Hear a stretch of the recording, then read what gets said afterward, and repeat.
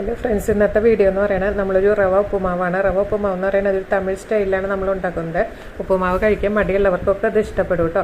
അപ്പോൾ അതിനായിട്ട് നമ്മൾ എടുത്തിരിക്കുന്ന ഇൻഗ്രീഡിയൻസ് എന്ന് പറയുന്നത് ഫ്രോസൺ പീസ് എടുത്തിട്ടുണ്ട്, ഒരു ബീൻസ് എടുത്തിട്ടുണ്ട്, അധികം വെജിറ്റബിൾ വേണ്ട കേട്ടോ. പിന്നെ അതുപോലെ തന്നെ കുറച്ച് ക്യാരറ്റ് കട്ട് ചെയ്ത് വെച്ചിട്ടുണ്ട്, പിന്നെ പച്ചമുളക്, ഇഞ്ചി, കറിവേപ്പില, ഒരു ചെറിയ പീസ് തക്കാളി, പിന്നെ അണ്ടിപ്പരിപ്പ് വറുത്തിടാനായിട്ട്, കടുക്, മുളക്, പിന്നെ നമ്മൾ ചട്നിക്കൊക്കെ ഉപയോഗിക്കുന്ന പൊട്ടുകടല ഉണ്ടല്ലോ, അത് എടുത്തിട്ടുണ്ട് കേട്ടോ.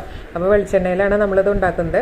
അപ്പോൾ കടയിലേക്ക് നമ്മൾ ആദ്യം തന്നെ വെളിച്ചെണ്ണ ഇട്ട് കൊടുക്കുക. അതിലേക്ക് കടുക്, മുളക്, ആദ്യം അതാണ് നമ്മൾ ചേർത്ത് കൊടുക്കുന്നത് കേട്ടോ. പിന്നെ നമ്മൾ എടുത്ത് വെച്ചിരിക്കുന്ന പൊട്ടുകടല എടുത്ത് വെച്ചിട്ടുണ്ട്, അതും ഇട്ട് കൊടുക്കുക കേട്ടോ.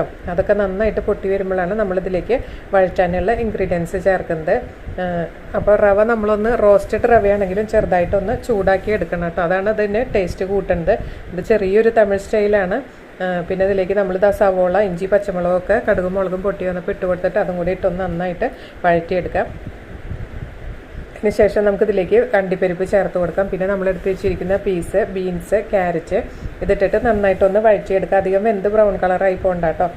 ജസ്റ്റ് ഒന്ന് പച്ച ചുവ മാറാൻ വേണ്ടിയിട്ട് മാത്രം ഒന്ന് വഴറ്റിയെടുത്താൽ മതി. ഈ അണ്ടിപ്പരിപ്പൊക്കെ കഴിക്കുമ്പോൾ, കടലപ്പരിപ്പ്, പുട്ടുകടലൊക്കെ കഴിക്കുമ്പോൾ അടിപൊളി ടേസ്റ്റാണ് കേട്ടോ നമ്മുടെ ഉപ്പുമാവിന്. പിന്നെ നമ്മൾ എടുത്ത് വെച്ചിരിക്കുന്ന റവ നന്നായിട്ടൊന്ന് ചൂടാക്കി എടുക്കണം, വറുക്കണ്ട. ഇത് ഓൾറെഡി റോസ്റ്റഡ് റവയാണ്. ചൂടാക്കി എടുക്കുമ്പോൾ അതിന് ടേസ്റ്റിന് നല്ല വ്യത്യാസം ഉണ്ടാവും കേട്ടോ നമ്മൾ നോർമലി ഉണ്ടാക്കുന്നതിൽ.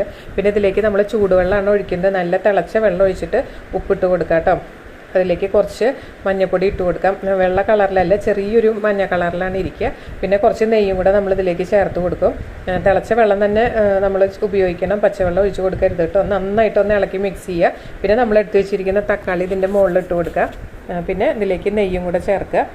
എത്രയേ ഉള്ളൂ. നമ്മുടെ ഉപ്പുമാവ് നന്നായിട്ടൊന്ന് ഇളക്കി മിക്സ് ചെയ്ത് കഴിഞ്ഞാൽ നമ്മുടെ ഈ വെജിറ്റബിൾ ഉപ്പുമാവ് റെഡി ആയിട്ടുണ്ട് കേട്ടോ. എല്ലാവരും ഒന്ന് ടേസ്റ്റ് ചെയ്ത് നോക്കും. ഇതിൻ്റെ മുകളിൽ കുട്ടികൾക്കാണെങ്കിൽ നല്ല ചൂടുള്ള നെയ്യ് ഒഴിച്ച് കൊടുക്കാം. ഇതിൻ്റെ കോമ്പിനേഷൻ എന്ന് പറയുന്നത് നല്ല മല്ലിയില ചട്നിയാണ് കേട്ടോ. അപ്പോൾ നിങ്ങൾക്ക് അത് ഇഷ്ടമാണെങ്കിൽ അതും കൂടെ ഒഴിച്ച് കഴിക്കുകയാണെങ്കിൽ അടിപൊളി ടേസ്റ്റാണ്. ഇങ്ങനത്തെ വ്യത്യസ്തങ്ങളായ റെസിപ്പി